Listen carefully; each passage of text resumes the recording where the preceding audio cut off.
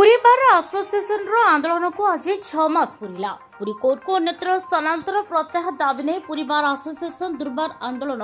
जारी रखी। ए अदालत में स्वर्गत गोपबंधु दास स्वर्गत विजु पट्टनायक पिता वीरकिशोर पट्टनायक आईनजीवी और विचारपति भाव में कार्य कर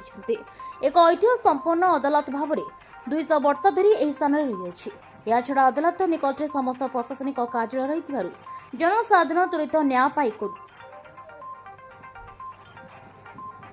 छड़ा अदालत निकट में समस्त प्रशासनिक कार्यालय रही जनसाधारण त्वरित न्याय पाई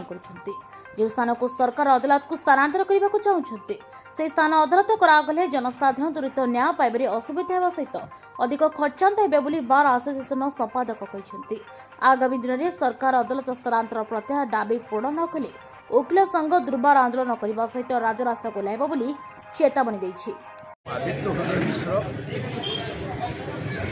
सर देखो आपंकर जो सत्याग्रह बर्तमान आसी 6 मास है पहुँचले तो सरकार पाखे जो आप दाबी रखिंट कौन रही आगामी दिन में कौन पदक्षेप गोटे कथा सरकार आमको जो भाई भाव में प्रतिश्रुति जहाँ पालन करने को पछौं एवं आम आईन कौन असुविधा नक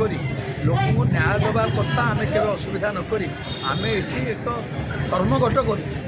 गांधीआन फिलोसफी अनुसार आम धर्मघट कर सरकार शुणा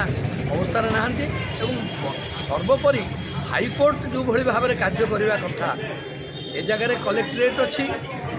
सिटी जाई 8 किलोमीटर दूर में बस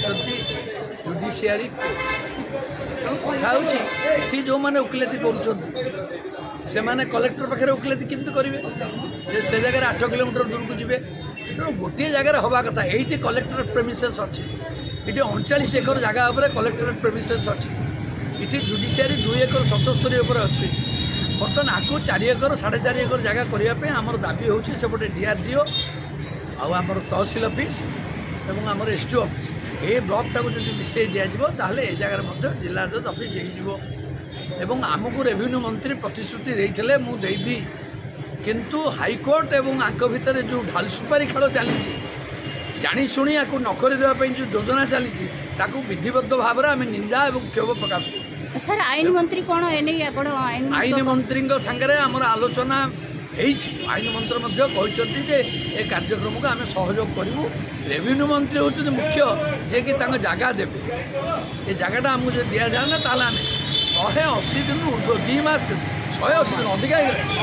ऊर्ध्व हो 6 मास ऊर्ध्व हो आगामी दिन में जब पदक्षेप यह जदि सरकार को न शुणे आम बाध्य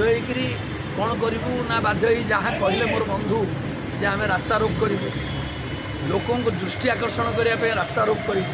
किंतु न्याय दबा प्रक्रिया को बंद करूँ एवं जो कथा कहते जनरल बॉडी बैठक हम आलोचना स्थिरीकृत हम मोटामोटी भाव में बार आसोसिएशन राजरास्ता को राजरास्ता को ओह्लैवा इच्छा प्रकाश करुच्ची जदि सरकार आपको कर्णपात न करती हाईकोर्ट को जब न शुणती हाईकोर्ट को मत खेव लगुच हाईकोर्टर जे मुख्य दायित्व अच्छा गृह कमिटर चेयरमैन देखा करने को गलु कि देखा करने जाकि से आमको समय दे बोली कहले कि आज पर्यंत आमको कौन समय देना आलोचना करने कौटी टालटूल नीति अवलंबन कर कालक्षेपण नीति हाईकोर्ट एवं कालक्षेपण नीति सरकार दुहे उभय भितर ढाल सुपारी खेल चलती जहाँफल से करदे ना आमको बाध्य अन्य किसी कार्यानुष्ठान ग्रहण करने को बाध्य हो तेणु से सरकार को सतर्क करुँ और हाईकोर्ट को सतर्क करूँ। पुरी प्रकाश कांदी रिपोर्ट HR TV ओडिया।